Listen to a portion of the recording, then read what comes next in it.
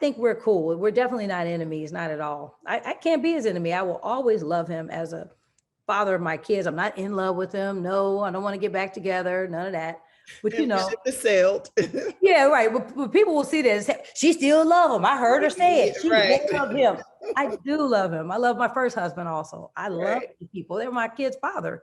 They made them. Like, kids look like them. Well, I'm gonna hate them and look at my kids. Like, right. And I always love the choices I make in men for the most part, so I'm not gonna hate them. Well, obviously I'm Tameka Foster Raymond. I am a mom. I would say that's probably the first job that I'm most proud of. I've had a career working in a creative space as a stylist and designer. I love that. Now, author. I wrote my first book about 10 years ago, White Bras. It's a style guide. It's a funny, hilarious, but really serious. It's like Sorry, Not Sorry kind of style guide. But I think the title that I'm most proud of is mom. That's sweet. I love that. Why do you feel the most proud to be a mother? I think I have had a lot of amazing life experiences. I think I have a lot to impart onto others. Mm-hmm. And not everybody else wants to hear what I have to say, but my kids have no choice. So I'm glad I think locked in. Yeah, they look, they my students, so they're locked in for these lessons. They're gonna get these lessons whether they want them or not. And usually they don't. Listen, we've all been there before, and then you find out you needed that lesson. Oh, you'll be like, my mother was right. My mother told me. Oh, she be knowing. Mm-hmm. They'll come around.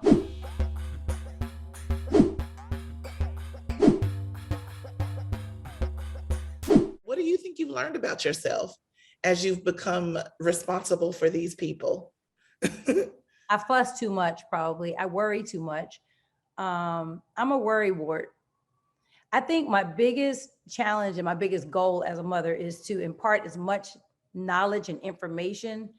And I don't know, I'm always feel like I'm working against the clock. I think when my son passed away, it made me more intentional with my time with my kids. So when I'm talking to them, I'm always giving lessons, and they're probably like, Mom, can we just hang out? But I'm like, always, I want to hang out. I'm like, hey, let's dance to this. But if you stretch your arm too far, it's always a lesson. They're like, oh. Right. But I feel you. That doesn't come without warrant. Like, you've been through, like you said, a lot, and losing a child has got to be really tough to be able to continue forward and continue raising the children that you have. And that's like your whole mission now, especially all these years have passed. It doesn't stop. Right. The hurt. Helicopter mom, I think. Yeah. So now we see you as this parent and this woman trying to master herself and master the things around her. And you've given us a new book after 10 years. Can you, I saw it earlier. Yes. This is a powerful title. Like you saying some things right here. What does it mean for you to stand, and what does standing feel like for you? Well, I just think I have gone through some really unthinkable things in my life. And it wasn't until I actually, because I'm just living in this life, day to day. I'm moving and shaking and keeping it pushing, as they say. But I have been through some things that would have really taken many people out. I have been, when I was 19, I was pregnant. My son's father was killed. Mm-hmm. And that was hard to figure out how to be a single parent. I was living in Oakland. Mm-hmm. There was a lot that I had to figure out and fast on my own. How was I going to make it? How was I going to pay our rent? How was I going to make sure he was really educated and well educated at that? Yeah. I went through that. I was I was 18 when I actually got pregnant, but 19 when I had him. And I did it alone. I was 3 months pregnant when his dad died. I talk about that in my book. I didn't realize how resilient, I didn't realize how that would prepare me for so much more difficulty and heartbreak, to come. Yeah. Mm-hmm. Sure. Like, so you do know a thing or two about standing, getting back up again. Oh And yeah, I've been knocked down, and then I just yeah, sometimes it's hard. I stumble. Sometimes it's hard, but it's always a work in progress. I lost my son. I know many people know that. Um, some days getting out of bed is a struggle. I yeah, mean, I'd say 3:45 this morning, I posted pictures of it. It was National Sun Day, and I saw people posting about sons. And of course, I had 5 sons, but of course, he came to mind first because that's the one that's not physically here. So I found myself looking through pictures of him and like shedding a few tears this morning. So it's hard every day. It's not like I get up and I'm just like, all right, we're gonna keep it pushing, everybody. yeah. No, It's a that choice hard that you're making all the time. That's a conscious. lot. And then to also choose to share it with us in this way is really powerful. What Yeah. made you decide to give that to the world? So many mothers were grieving. I tell you, when I first decided that I was really going to put a book out, when he passed, I was already writing. I wrote just what my feelings were, kind of in a diary style, Yeah, just kind of writing what I was feeling at the time and how I felt in the hospital and what I felt about the doctors. Like I wrote a bunch of stuff. But then Trayvon mother, Sabrina Fulton, she invited me to an event that she gives annually. It's called a Circle of Mothers. yeah, And I remember we all had to hold up pictures of our child that we lost. Um, Most of the women lost children due to gun violence and things like that. But my son, was an accident. So I was holding up his picture. And I remember I was taking on all the feelings of all the mothers. I would look at the pictures of all their kids and I felt so heavy. And I was like, I don't think I can go back to this because this was too heavy for me. But I said, but what I can do is I can help them. I don't know. I felt I was a little different than what they were going through. I yeah, felt like I don't know, I just wanted to help lift them up. I felt like they were on my shoulders. So I yeah, decided to write a book about how do we honor and exalt our children. And, yes, you have to mourn, but then you have to honor them by being strong and by representing them well. And so that's what I've kind of committed my life to doing. I'm going to represent my son to the fullest. yeah. And that's beautiful because it's the title, Here I Stand, you can see that very clearly, but then you have In a Beautiful State. And I really would love to know like about that because it feels like a decision. So what does that mean, a beautiful state, and what does that look like in Well, let your me tell life? you, this is what I think. Here's what I say. We have to make a conscious decision to be in a beautiful state. There's 2 states of being. You can be in a state of suffering Mhm. or a beautiful state. Now, let's just say you walk outside. I always give this analogy. You walk outside in your car, you have a flat tire. The natural thing we would do when we're not in a beautiful state, we say, oh, I got a flat. You call all your friends, like, girl, can you believe I had a flat? Can you believe da da da da? And you're in a suffering state. You Mhm. just talking about it. You're not coming up with a solution. If you see the problem, you say, you know what? This is messed up. How am I going to sort this out? Well, go back to your beautiful state and the universe will start to fix it. That's when the tow truck will be driving by and he'll be like, you need some help? You see what I Right. mean? Yeah, So yeah, you can't stay in that suffering and being angry. Even me now, in my relationship with friends, if a friend does something I don't like, they'll think we're beefing, but I'll call them and say, hey, I didn't like when you did that. You made me feel bad, or you didn't include me, or I don't like when you said that. But I'm not mad at them. I'll be like, and let's go to lunch later. Because I'm in a beautiful state. I'm not mad. I'm not angry. I'm just telling you how I felt. And that's just what I felt. That's me. yeah. Well, we can't, well, not everybody can be in the beautiful state with us, but You gotta try. You you have, gotta try. Yeah. I mean, obviously, I'm very God fearing. I'm a God fearing person. I believe that there's a higher power. I know not everybody is into that. Everybody else is like kind of worshiping crystals and stones and and putting them in the light for strength. And no, I believe in Yeah. God. I God, know that's right. Jehovah, Jehovah Jireh, Yahweh, however, whatever you Okay. want to Yeah. call him. I Yeah. believe in him and his son Jesus. This is what I believe in. And I believe in little crystals too, here and there, but no, God is the source for me. Mm. But I think that's where I really get strength from. I can't even attribute it to anyone else or anything else. God has to be the reason why when I'm feeling bad, I look out the window and the sun is beaming so bright and I'm like, wow. Or the fact that I can go near an ocean and just hear the water and look at how vast the ocean is and say, wow, your problems are really minute when you look at something so big as the ocean. So I Yeah. have different things that make me keep things in perspective. Yeah. You have to, and also I look at when it comes to dealing with people and relationships, and I'm not talking dating or anything intimate, but I mean just friends or even dating relationships. I know that hurt people hurt people.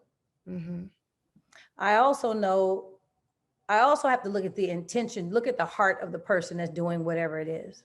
Are they a good person? Did they mean to hurt you? Is their delivery perhaps wrong, but Hmm. it's really not directed at you? It's bigger than them. Are they Right. dealing with something else and they're just kind of Right. projecting it onto you?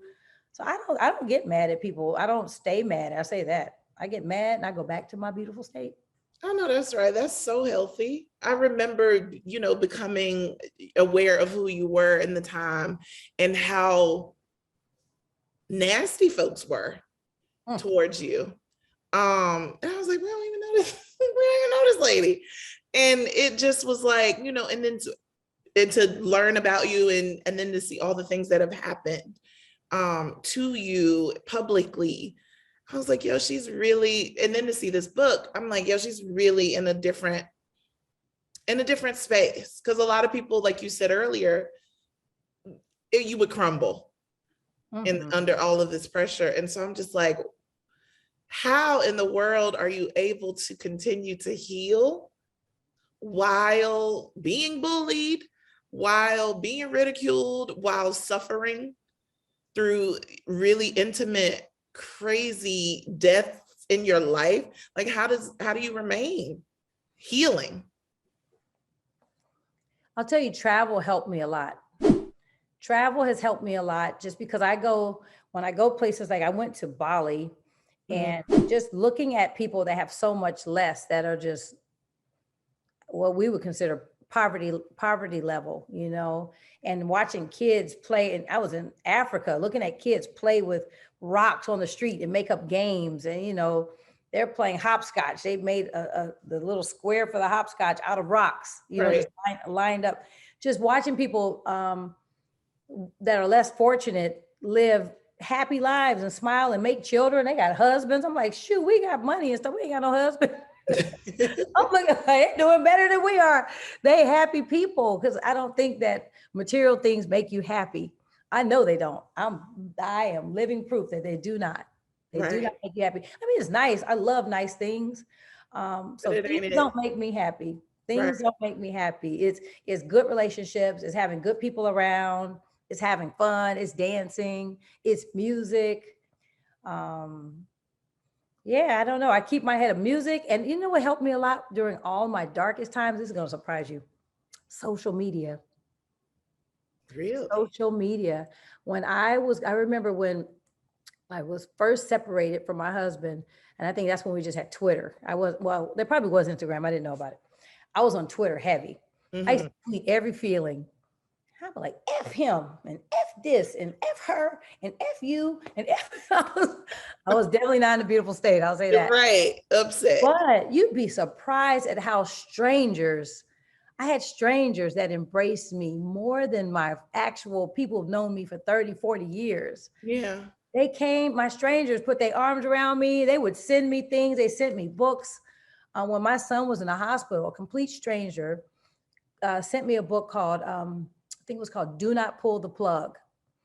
And it was about taking people off of life support. I guess she thought that wasn't never going to happen, but she thought that I was trying to make a decision about that. But that was a complete stranger, and we're in touch to this day. Yeah. Yeah, so travel, and I can tell you, social media, people, as much as it's a gift and a curse, it helped me. Yeah. That's beautiful. And you continue to pay it forward by sharing the way that you do. I know that I'm curious about, because you've dealt with any Black woman, your own body image issues and loving yourself. And I had some debates with some friends about the idea of, like, does surgery mean you love yourself or does it mean you hate yourself? cosmetic surgery, when you do those things. So I'm curious about how you feel about it, especially because you've had to deal with so many things surrounding your choice. So yeah, can you talk about body positivity and body image when it comes to going under the knife? I'm not against it. I just can't do it personally. I don't. Let me tell you, I went to Brazil. That's another story that's in Here I Stand. Oh, you give it all to us, huh? I'm not giving it all, but in the book I do. And yes. I'm not gonna tell it all right now. Yes. I did take a trip to Brazil, and it wasn't with the intent of surgery. I didn't go like, hey, I'm going to have surgery tomorrow. No, I went on a girlfriend's, like, you're mad at your guy, and you're like, let's get away. He's partying. Let's go do the same thing. It was that kind of, I'll buy us tickets to Brazil. It was that kind of a real spontaneous, crazy idea. Yeah. And when I got there, I was like, and I'm going to come back with a flat stomach. And I'm going to get snatched while I'm there. So it kind of I'm very spontaneous that way. I'm a person that'll decide something that nuts that fast. And crazy. I did it, but I went into cardiac arrest. So I did not get it done. The doctor hadn't started. It wasn't in the middle, none of that. I literally was with the anesthesiologist and went into cardiac arrest. Oh my God. So to answer your question, I'm not against it. I'm not saying I would never do it. As I get older, I see things, I'm like, I could use a little, a little Botox or something. Right. Yeah. But I don't think it doesn't mean you don't love it, but you may have something about yourself that you're not comfortable with looking at every day. You might say, I hate this dimple right here, or I hate the way this is sagging. And I feel like if you have the money or the means to do it, or the access, and you can do it safely, I'm for it if that's what you want to do, because it's yourself. You only get one life. Yeah. You only get one you. That's it. Yeah. And the naysayers will be in your ear talking about you if you don't do it. It's damn if you do, damn if you don't. Child, that's one thing. The feedback is going to come regardless. You ain't going to please them. They're going to talk about you. You do what makes you feel good. Now, me being in Brazil and wanting to do that spontaneously, I was doing it for the wrong reasons at the time. I was in a relationship and feeling very insecure. I didn't feel that I was enough. I didn't know that I had been chosen to be this person's wife, and I had been chosen to be this person's, kid's mother. And I should have been honored by what the implications of all of that. I just was insecure. That was me. I was listening to all the outside people and reading the blogs, and people probably who were sitting next to the microwave waiting on a Hot Pocket. And I'm sitting there taking their word for gospel. I wasn't, I was in a situation that was bigger than me. I'm from Oakland. Yeah. I'm from Oakland, California. We are a very small town.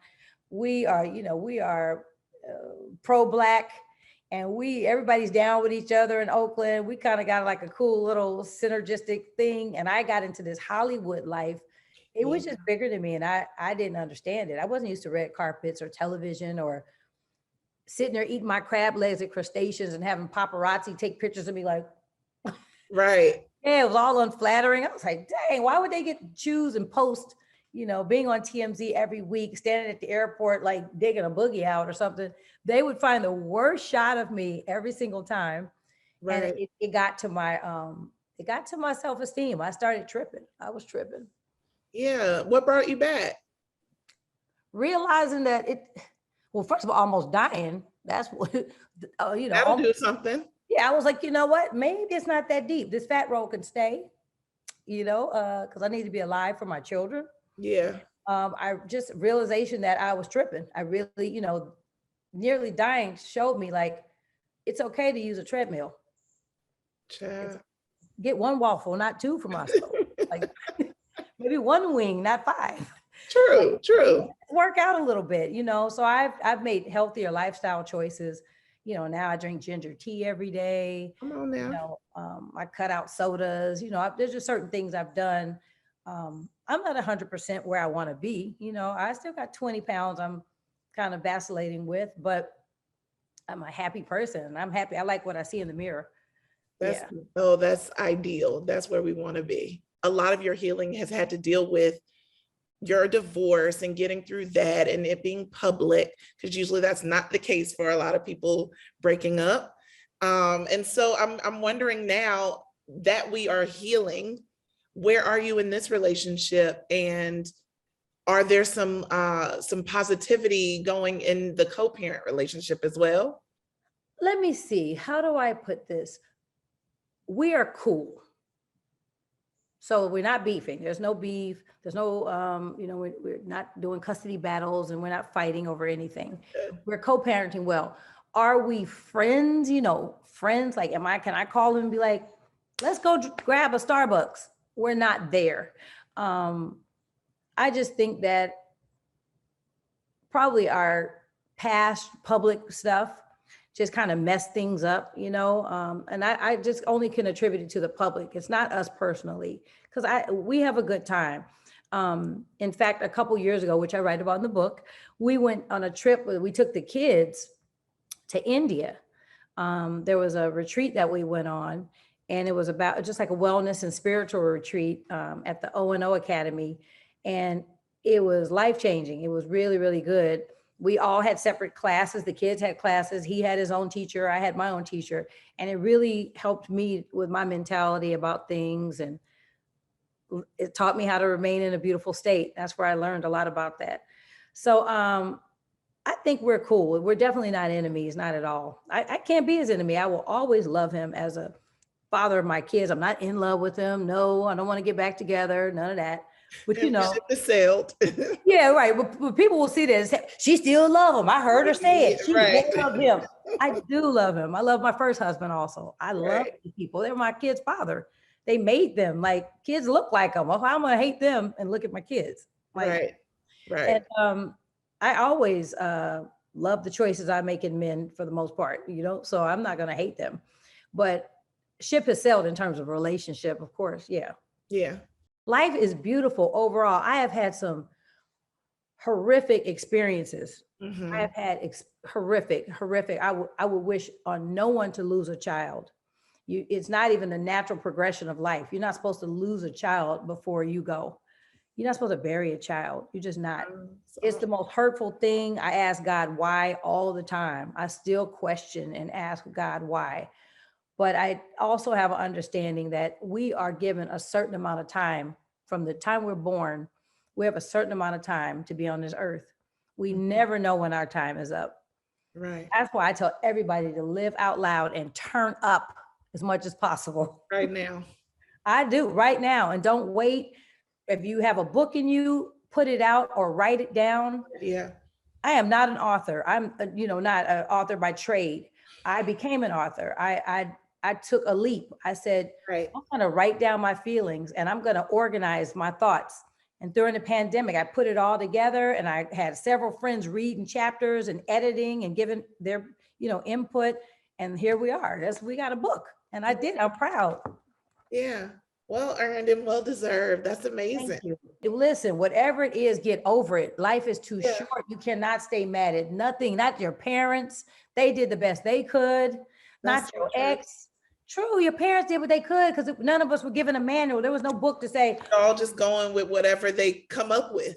They go with what's going on in their life. And sometimes parents impose fears on you that don't go do that. I remember my mother and grandmother used to say, you got to learn how to type like your aunt. You need to type 100 words a minute so you can get a good job in an office. They didn't know. You're like, I don't want that. But babe, I hired somebody that can type. Hi, I got someone that can type for me. I don't have to type a damn thing. No, none. I got a text. Thank you for the inspiration and thank you for being so open. I appreciate it. And congratulations to you. Tell people to everybody get your hands on Here I Stand in a beautiful state. Stay in a beautiful state. That's the only way to do it. I love it. Thank you for that. You really helped my day today. Thank you, Tameka. Thank you. I appreciate it.